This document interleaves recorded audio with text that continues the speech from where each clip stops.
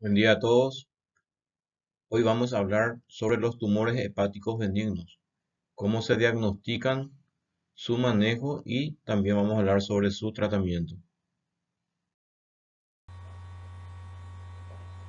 Los tumores hepáticos benignos son patologías que vemos muy frecuentemente en nuestra práctica diaria dentro de la cirugía. Pueden ser de naturaleza sólida o quística, pueden ser únicos o múltiples y es muy beneficioso poder conocerlos bien para poder distinguirlos de los tumores malignos, poder establecer un riesgo de las complicaciones que pueden presentar y determinar sobre todo el tipo de seguimiento más eficaz que precisan estos pacientes. Los tumores hepáticos benignos se diferencian según sus células de origen y este tumor pueden originarse en las células hepáticas, en las células del epitelio biliar, en el tejido endotelial, en las células mesenquimales o en una combinación de estas. Este es un cuadro que nos muestra la clasificación de todas las neoplasias primarias que pueden asentar en el hígado. Estas neoplasias pueden ser benignas o malignas, pero en esta clase solamente vamos a hablar de los tumores benignos del hígado. Y como dijimos, estos tumores pueden ser hepatocelulares, si es que tienen su origen en los hepatocitos. Y aquí tenemos, por ejemplo, al adenoma, a la hiperplasia nodular focal, la hiperplasia nodular difusa, tenemos a los nódulos macroregenerativos y a los nódulos displásicos. Los tumores que se originan en el epitelio biliar, por ejemplo, tenemos al quiste del conducto biliar, al adenoma del conducto biliar, a las neoplasias quísticas mucinosas, al amartoma de las glándulas peribiliares, a los complejos de von Meyerburg, al cistadenoma biliar y a la papilomatosis biliar. Entre los tumores que tienen origen en los tejidos vasculares, tenemos por ejemplo al hemangioma cavernoso y al hemangioendotelioma infantil. Y otros tumores benignos también tenemos el angiomiolipoma, el amartoma mesenquimal, el tumor fibroso solitario y pseudotumor inflamatorio. Nosotros vamos a hablar en esta clase de los tumores benignos más frecuentes. Otra forma de clasificar a los tumores hepáticos benignos es determinando si estos tumores son quísticos o si son sólidos. Dentro de los tumores hepáticos benignos quísticos tenemos, por ejemplo, los quistes simples o congénitos, el cistadenoma biliar, la enfermedad hepática poliquística y la enfermedad de Caroli. Y dentro de los tumores hepáticos benignos que son sólidos tenemos principalmente al hemangioma, al adenoma, a la hiperplasia nodular focal y al amartoma de los conductos biliares, que son llamados también complejos de von Meyerburg. Ahora bien, ¿cómo se presentan clínicamente estos pacientes que son portadores de tumores hepáticos benignos? Y la gran mayoría suelen ser asintomáticos, o sea, no suelen presentar ningún tipo de síntoma, sobre todo cuando estos tumores son pequeños. Pero cuando estos tumores son grandes, muchas veces se puede detectar al examen físico o el paciente se puede percatar de la presencia de una masa a nivel del abdomen, que muchas veces solamente se suelen percatar, como digo, de esa tumoración, pero no tienen ningún síntoma. Ahora, si esta masa abdominal empieza a tener un efecto compresivo, entonces ahí se presentan otros síntomas aparte del tumor, que si comprime las vías biliares, se puede presentar en forma de una ictericia obstructiva, que puede ser una causa de un síndrome coledociano. También puede producir una hipertensión portal, puede producir insuficiencia cardíaca por una fístula arteriovenosa y muchas veces el paciente debuta con crisis abdominal aguda, o sea, refiere mucho dolor, y esto puede ser debido a la presencia de un hemoperitoneo por rotura de estos tumores, se puede producir un infarto del tumor, se puede acumular líquido dentro de la tumoración o directamente puede haber también una torsión del pedículo del tumor y eso desencadena la crisis abdominal aguda. ¿Cuáles son los métodos auxiliares de diagnóstico que tenemos disponibles para estudiar a estos pacientes que son portadores de tumores hepáticos benignos? Lógicamente siempre tenemos que empezar con el laboratorio. Pero en este caso, en estos tipos de pacientes, normalmente el laboratorio no suele tener muchas alteraciones. De repente lo que podemos encontrar es una elevación de las transaminasas, o sea, la GPT, la GOT, cuando hay necrosis tisular, cosa que se ve en los adenomas hepáticos. De repente, si esta tumoración tiene algún efecto compresivo sobre la vía biliar, lógicamente en el hepatograma se va a traducir con una elevación de la bilirrubina total, que es sobre todo a expensas de la directa, un aumento de la gamma GT y de la fosfatasa alcalina, que esto nos indicaría que hay un cuadro obstructivo o un síndrome coledoceano. También podemos pedir los marcadores tumorales, sobre todo el CEA y la alfa-fetoproteína. Estos marcadores tumorales es muy importante porque nos puede ayudar a diferenciar estas tumoraciones benignas de algún carcinoma. La alfa-fetoproteína normalmente suele estar alterado en los tumores hepáticos primarios y el antígeno carcino embrionario normalmente suele estar elevado en todos los tumores, en los cánceres del tubo digestivo. Y nos puede ayudar también o nos puede orientar de repente que esa tumoración que no estamos viendo en el hígado que no sea una metástasis. Siguiendo con el estudio de estos pacientes, ahora tenemos los métodos auxiliares de diagnóstico por imágenes. Y los que tenemos disponibles nosotros para el estudio de estos pacientes son el ultrasonido, que siempre es muy importante, que es la ecografía, la tomografía axial computada, la resonancia nuclear magnética y la angiografía o angiotac, que ahora le llamamos más específicamente. Ahora vamos a hablar de los tumores quísticos del hígado. Dijimos que podían ser quistes congénitos, teníamos el cistadenoma biliar, la enfermedad hepática poliquística y la enfermedad de Caroli. Estas son las principales. De todas las lesiones benignas que pueden haber en el hígado, los quistes simples o congénitos son los más frecuentes. Aquí, por ejemplo, tenemos una imagen, la imagen A, que corresponde a una ecografía. Se puede determinar perfectamente el tamaño del quiste, la ubicación, la consistencia, se puede evaluar las paredes del quiste y su contenido. Por eso es muy importante la ecografía y es un método bastante sencillo y no es para nada cruento. En el B, por ejemplo, tenemos una radiografía de tórax que también nos puede aportar datos de valor. En este caso vemos una elevación del hemidiafragma derecho que nos indica que hay un efecto de masa probablemente que esté empujando el diafragma hacia arriba. En el C vemos una tomografía donde se puede observar un quiste hepático de gran tamaño. Se puede ver la densidad homogénea que corresponde a una densidad líquida, que es el contenido normalmente del quiste, y se puede evaluar bastante bien las paredes también del quiste. Y en el D tenemos otra imagen de una tomografía donde tenemos un quiste de gran tamaño y es lógico pensar que ese tamaño así tan grande pueda estar comprimiendo estructuras vecinas, y esto sería la causa de la aparición de todos los síntomas que ya habíamos hablado. Siguiendo con las lesiones quísticas del hígado, tenemos también al cistadenoma biliar. Y aquí tenemos unas imágenes. En el A es de una ecografía donde se puede ver también la imagen quística y se puede determinar el tamaño, la consistencia y todo eso. En el B y en el C tenemos una tomografía. En el B una tomografía axial con corte axial y se puede determinar la presencia de la lesión.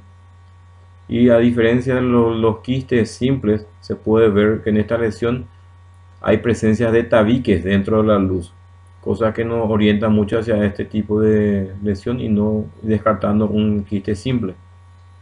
Y en el C vemos la misma lesión pero en un corte frontal o coronal y se puede determinar la dimensión de la lesión en la consistencia y se puede observar también la presencia de los tabiques internos. Tenemos también la enfermedad hepática poliquística. Aquí vemos en la imagen de la izquierda una tomografía donde se puede apreciar la presencia de múltiples quistes, prácticamente abarcando todo el parénquima hepático, quedando muy poco parénquima funcionante. Y en la imagen de la derecha vemos la pieza operatoria de una poliquistosis hepática gigante en el momento que se realizó el trasplante de hígado, que vamos a hablar también más adelante, que es una de las opciones terapéuticas para este tipo de patología.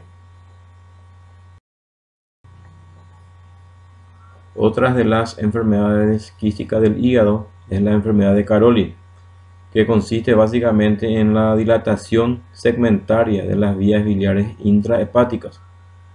Así como en esta imagen de una tomografía se puede apreciar perfectamente la dilatación de las vías biliares intrahepáticas a predominio del lóbulo derecho del hígado, que es una imagen muy característica de esta enfermedad.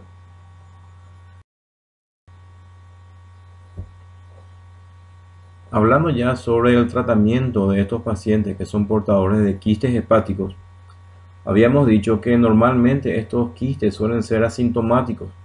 El paciente puede pasar toda su vida sin desarrollar ningún tipo de síntomas y muchas veces el diagnóstico se realiza de manera totalmente casual cuando el paciente se hace algún tipo de control o algún tipo de chequeo, por lo general con una ecografía, y se suelen ver las lesiones. Entonces ahí se solicitan estudios más específicos de acuerdo a su necesidad. Ahora, si estos tipos de pacientes suelen tener síntomas muy molestosos, que dijimos que la mayoría de las veces es por el efecto de masa de los quistes, entonces hay que hacerle un tratamiento al paciente, porque el tratamiento conservador en estos casos ya no es suficiente. Y lo menos invasivo cuando se trata de quistes simples o congénitos es tratar de drenar ese quiste por vía percutánea. Este drenaje lógicamente se hace guiado por ecografía o por una tomografía computarizada. Se realiza la punción del quiste, se evacua todo el contenido del mismo.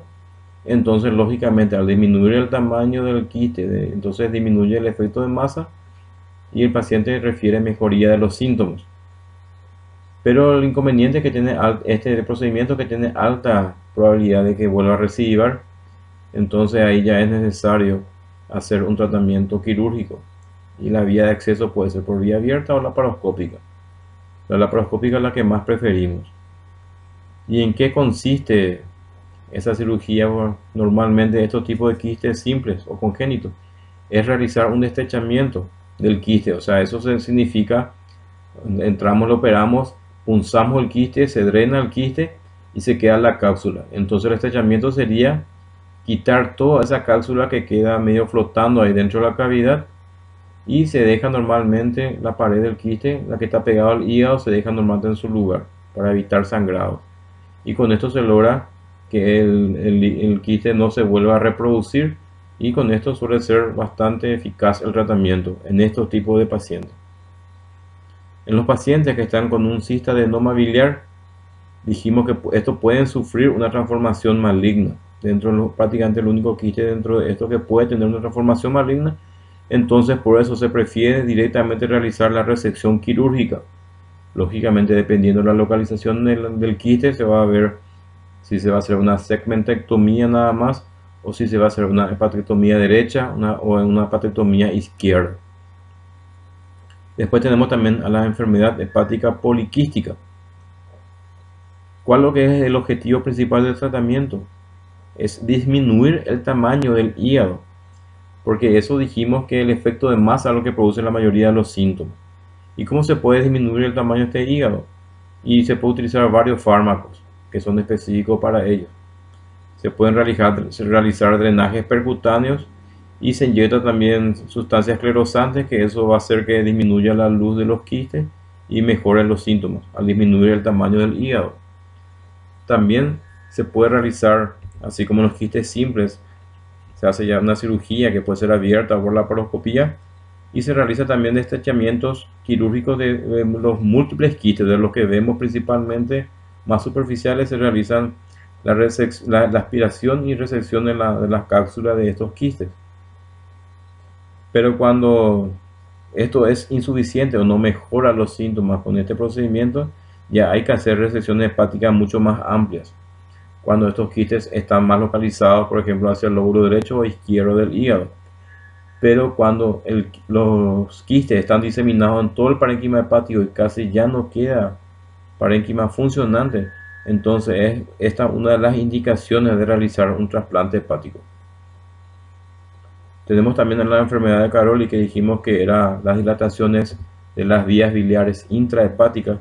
Entonces el objetivo del tratamiento de estos pacientes es realizar un drenaje biliar para mejorar los síntomas. Y este drenaje biliar se puede realizar por una colangiopancreatografía retrograda endoscópica o CEPRE. Entonces se realiza la papilotomía, se puede colocar una endoprótesis para drenar bien esta vía biliar y con eso puede mejorar los síntomas. Pero mucho más efectivo que la CEPRE tenemos el drenaje transparietopático, porque dijimos que estas lesiones están principalmente a nivel de las vías biliares intrahepáticas. Solo que es mucho más cruento este procedimiento. Pero muchas veces, cuando ya la enfermedad está diseminada en todo el hígado, muchas veces también se necesita ya únicamente realizar trasplantes.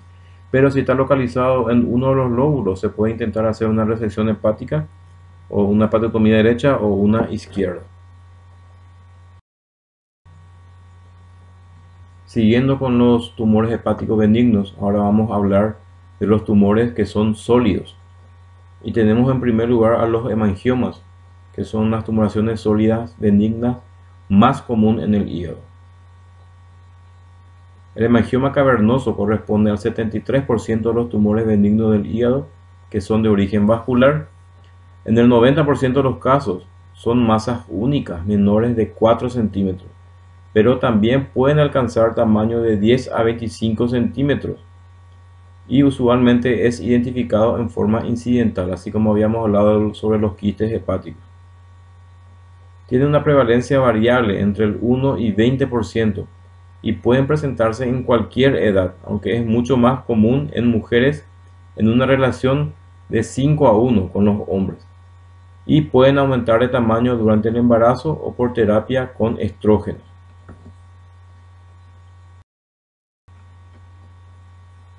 Y para poder estudiarles a estos pacientes que son portadores de hemangiomas, recurrimos a los métodos por imágenes, principalmente la tomografía con contraste y a la resonancia magnética.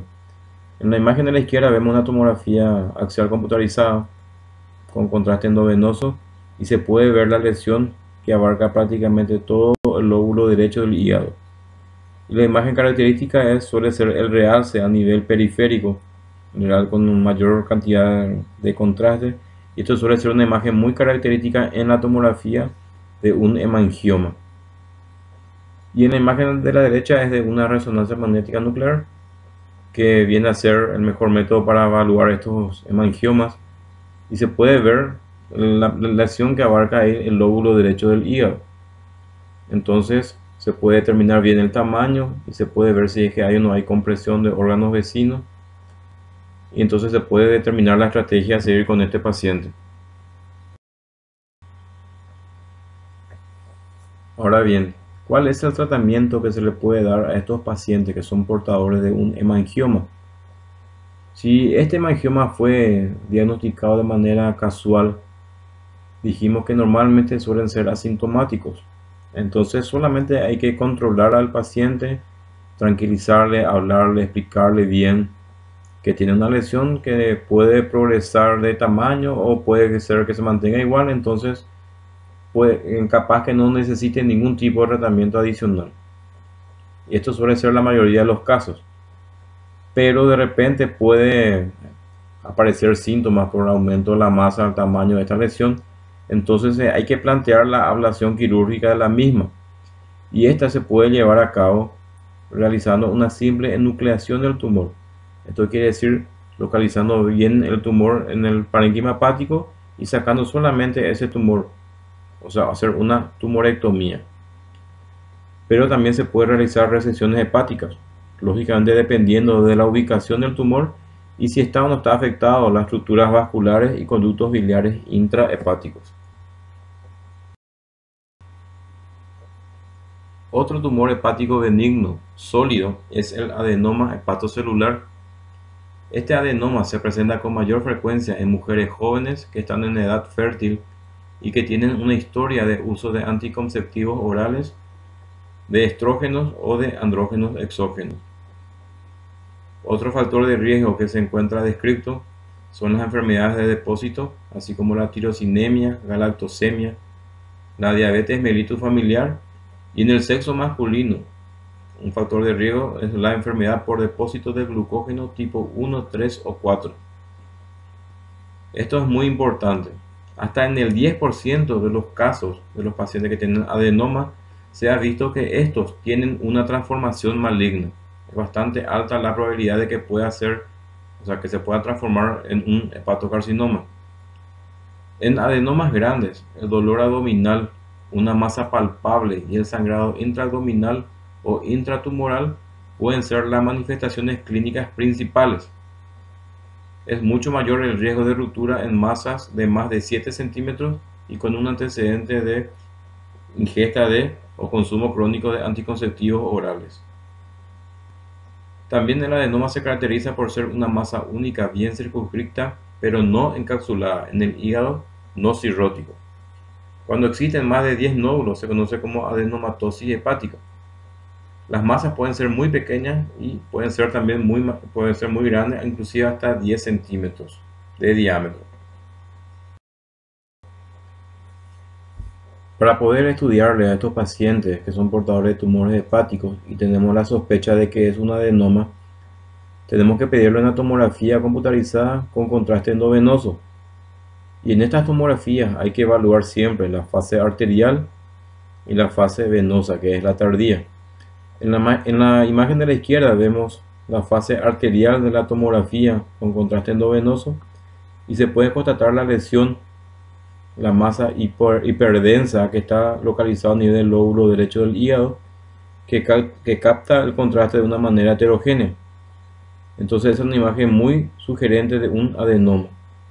Y esa misma tumoración después se evalúa en la fase venosa o en la fase tardía, que es la imagen de la derecha, y se puede ver que la masa se vuelve isodensa prácticamente con todo el parénquima hepático, pero se puede determinar una fina cápsula hiperdensa periférica, que es una imagen muy sugerente de un adenoma hepatocelular por tomografía. Y hablando ya sobre el tratamiento del adenoma hepatocelular, dijimos que los adenomas hepáticos tienen un alto riesgo de producir una rotura espontánea a nivel del parénquima hepático y una hemorragia intraperitoneal, lógicamente produciendo un abdomen agudo quirúrgico. Y tienen además un alto riesgo de una transformación maligna, de convertirse en un hepatocarcinoma, por lo que está indicado sí o sí realizar la resección hepática una vez que establecimos el diagnóstico de adenoma. Otro de los tumores hepáticos benignos sólidos es la hiperplasia nodular focal. Esta es una lesión nodular benigna de tipo reactivo que se desarrolla por una alteración del flujo arterial o una malformación arterial. Por sí misma, esta hiperplasia nodular focal no tiene un potencial maligno. Esto es muy importante saber. Es la segunda lesión nodular más frecuente del hígado después de los hemangiomas. Ocurre normalmente en el 8% de los niños varios años después de haber recibido quimioterapia, y el 75% de los casos constituyen mujeres jóvenes o de edad media, entre 20 a 50 años, con una relación mujer-hombre de 5 a 10 a 1. Usualmente son masas únicas y en menos del 20 a 30% de los casos son múltiples. Y clínicamente pueden ser silentes o pueden presentarse con dolor abdominal, una pérdida de peso, malestar general o la presencia de una masa abdominal. Y en pocas ocasiones hay complicaciones, por ejemplo, como sangrado. Y para estudiarle a estos pacientes que son portadores de probablemente una hiperplasia nodular focal, le pedimos también una tomografía computarizada con contraste endovenoso y da una imagen radiológica bastante característica, que es la presencia de la cicatriz central. Nosotros vemos acá la tumoración principalmente a nivel lóbulo izquierdo del hígado, la tumoración de gran tamaño, y se observa esa cicatriz central. Esta imagen es muy característica de la hiperplasia nodular focal. ¿Y cuál es el tratamiento que le podemos ofrecer a estos pacientes que son portadores de una hiperplasia nodular focal? Dijimos que esta patología tiene muy poca probabilidad de complicaciones, o sea, es muy bajo el riesgo. Entonces, hay que tranquilizarle al paciente una vez que se diagnosticó esta patología, explicarle las complicaciones que de repente pueden tener, explicarle detenidamente los signos de alarma y sobre todo controlar la evolución clínica, no abandonar a estos pacientes y citarle cada tanto al consultorio para hacerle un seguimiento del mismo. Se tiene que también, en el caso que sea una mujer que está consumiendo anticonceptivos orales, se tienen que suspender los mismos porque dijimos que esto era un factor de riesgo bastante importante para esta patología. Y solamente indicamos una ablación quirúrgica cuando el paciente está muy sintomático o no se puede descartar definitivamente la presencia de un adenoma o de un hepatocarcinoma, porque muchas veces las imágenes pueden confundir o no es concluyente para determinar que es una hiperplasia nodular focal. Y ante la persistencia y ante la duda siempre es mejor realizar el tratamiento definitivo, que es la resección quirúrgica. Otro de los tumores hepáticos benignos sólidos es el amartoma biliar o complejo de von Meyenburg, como se le llama también. Estos amartomas son defectos congénitos de formación de la placa ductal. Son lesiones subcapsulares, blancas y pequeñas, que pueden ser únicas o múltiples encontradas durante una cirugía abdominal, por lo general en una patología tumoral, y esto nos hace plantear que puede ser una enfermedad metastásica. Por eso muchas veces es muy dudoso en el transcurso de una laparotomía cuando vemos estos tipos de lesiones. Lógicamente se toman la biopsia y eso después nos van a confirmar el diagnóstico. Porque el diagnóstico diferencial incluye el adenocarcinoma metastásico y o los adenomas de los conductos biliares. Es únicamente la biopsia de la lesión y el estudio anatomopatológico nos va a determinar realmente frente a qué patología estamos. El estudio por imágenes que normalmente se pide a estos pacientes que son probables portadores de un amartoma biliar es la resonancia magnética nuclear. Y aquí tenemos una imagen, la primera a la izquierda es una resonancia magnética con contraste en T1 y se puede observar la presencia de imágenes redondeadas múltiples de tamaño variable e hipointensas en todo el parénquima hepático. Eso se ve en T1. Y en la imagen de la derecha es la resonancia en T2 en un corte sagital y se puede observar la presencia de numerosas lesiones en ambos lóbulos del hígado que son de tamaño variable, hiperintensas y no comunicadas con el árbol biliar. Esto es muy importante determinar que no están comunicadas con el árbol biliar, porque a diferencia de la enfermedad de Caroli que vimos que sí tenía que tener comunicación con el árbol biliar para hacer su diagnóstico.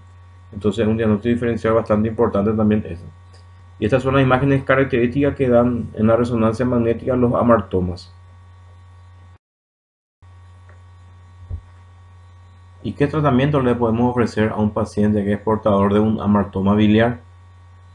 Y normalmente se recomienda el tratamiento quirúrgico, que consiste en la tumorectomía, o sea, resección del tumor, pero siempre dejando márgenes libres.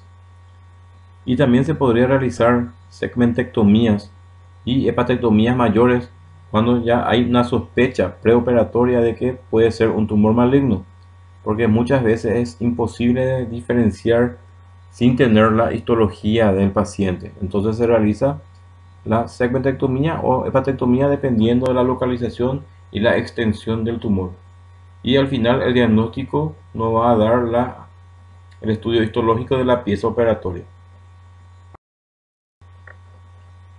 Aquí le voy a mostrar una cirugía laparoscópica del hígado.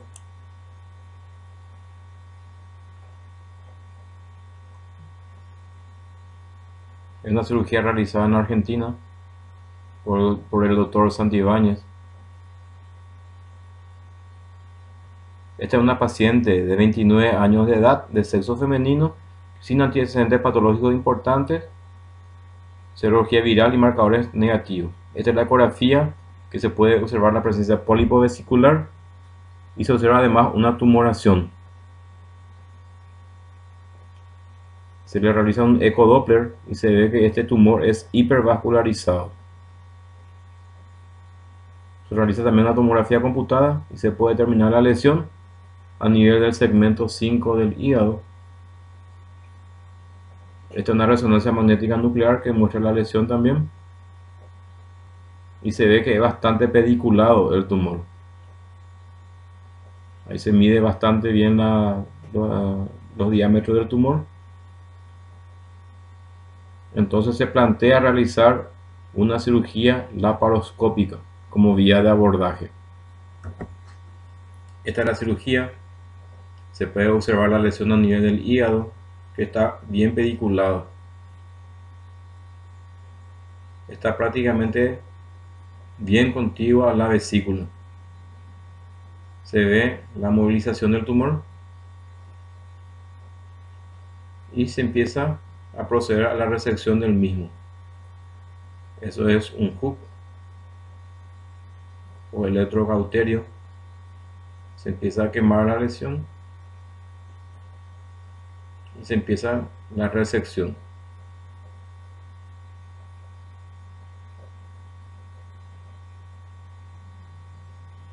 Hay que cuidar mucho la hemostasia en esta cirugía, porque lógicamente el hígado es bastante vascularizado y puede haber una alta probabilidad de sangrado intraoperatorio. Ese que se está utilizando ahora es el bisturí armónico, que eso corta y quema a la vez. Por eso se ve que tiene muy poco sangrado y se va rodeando la lesión hepática. Ahí se va seccionando y hemostaseando a la vez.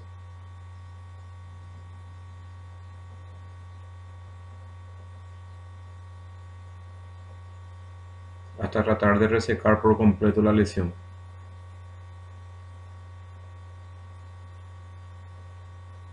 Hay que tener mucho cuidado de no lesionar ninguna estructura vascular importante, controlando siempre la hemostasia del paciente. Ahí ya se produjo la resección total del tumor y ahí se empieza a hemostasear nuevamente con un electrobisturí, un bisturí por argón. Se aspira el líquido y hay que controlar constantemente la hemostasia. Y la pieza operatoria se extrae se coloca en una bolsa y se extrae normalmente por el trocar que está localizado en el epigastrio.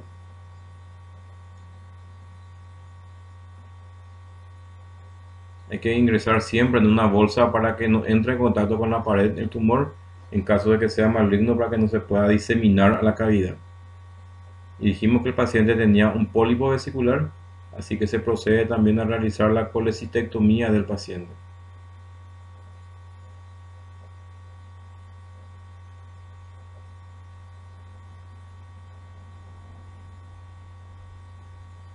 Hay que tener siempre mucho cuidado con la hemostasia.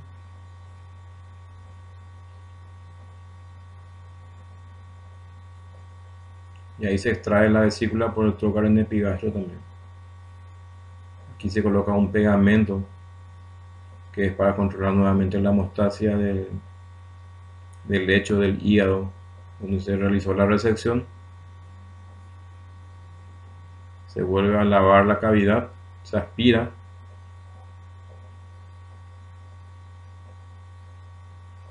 y se da por concluida la cirugía. En el postoperatorio, sin complicaciones del paciente, y se realizó la alta médica al segundo día postoperatorio, teniendo esta imagen de control y ya no se observa la tumoración. Y esta es una imagen a los 30 días después de la cirugía. El informe de anatomía patológica revela un adenoma hepático y un pólipo vesicular adenotubular. Muchas gracias.